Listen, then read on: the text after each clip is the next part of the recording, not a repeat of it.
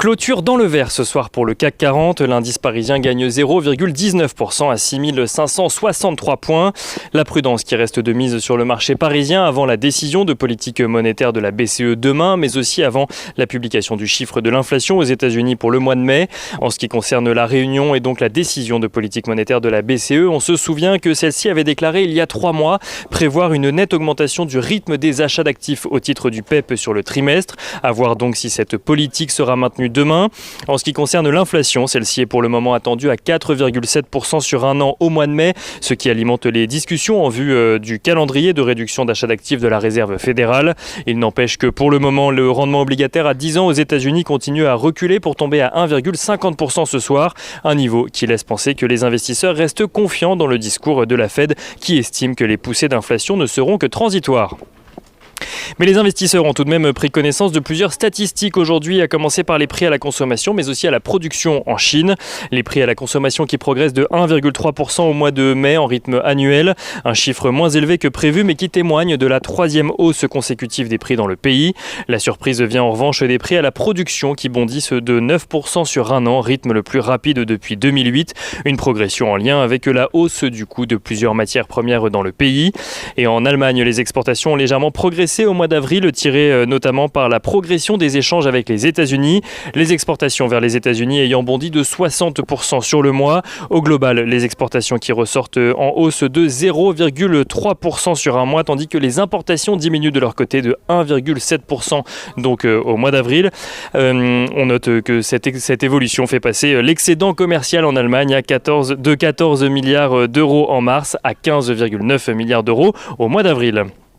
Et on note aux États-Unis à présent que les 3 principaux indices évoluent dans le vert au moment de la clôture parisienne. Le Nasdaq oscille autour des 13 960 points alors que s'est tenu hier un vote au Sénat, un vote qualifié d'historique qui débloque 170 milliards de dollars d'investissements destinés à contrer la Chine sur le terrain des innovations technologiques. La Chine qui estime de son côté que cette dite menace des États-Unis est exagérée. Aux États-Unis toujours, on note que la volonté de réguler les crypto-monnaies prend de l'ampleur. Le Trésor compte désormais demander à ce que toutes les transactions en crypto-monnaie supérieures à une valeur de 10 000 $ soient signalées à l'administration fiscale. Du côté des valeurs qu'il fallait suivre à présent à Paris, Renault a annoncé hier soir avoir été mis en examen pour tromperie dans le cadre du Dieselgate. À la suite du scandale qui avait touché Volkswagen en 2015, une enquête avait été ouverte auprès de plusieurs constructeurs de voitures, dont Renault et à l'époque PSA et Fiat Chrysler. Renault qui a donc vu la justice lui demander de déposer une caution de 20 millions d'euros, dont 18 millions pour d'éventuels dommages et amendes. Et la justice qui lui a également demandé de donner une garantie bancaire pour 60 millions d'euros pour d'éventuels indemnisations. Renault qui se défend de son côté d'avoir commis la moindre infraction et affirme dans son communiqué qu'aucun logiciel de fraude au dispositif de dépollution n'équipe ses véhicules. Dans la foulée de cette première nouvelle, Volkswagen a également été mis en examen en France pour tromperie après avoir déjà été condamné en Allemagne pour les mêmes faits. On note que le titre de Renault s'apprécie ce soir de 0,41%. On note d'ailleurs à Paris que Unibail-Rodamco-Westfield signe la plus forte hausse du CAC 40 et gagne 5,6% sur la séance. Air France qui s'apprécie également à la suite de l'annonce de l'assouplissement des recommandations en ce qui concerne les voyageurs issus de 110 pays donc pour se rendre aux États-Unis. Air France qui gagne ce soir 3,27%.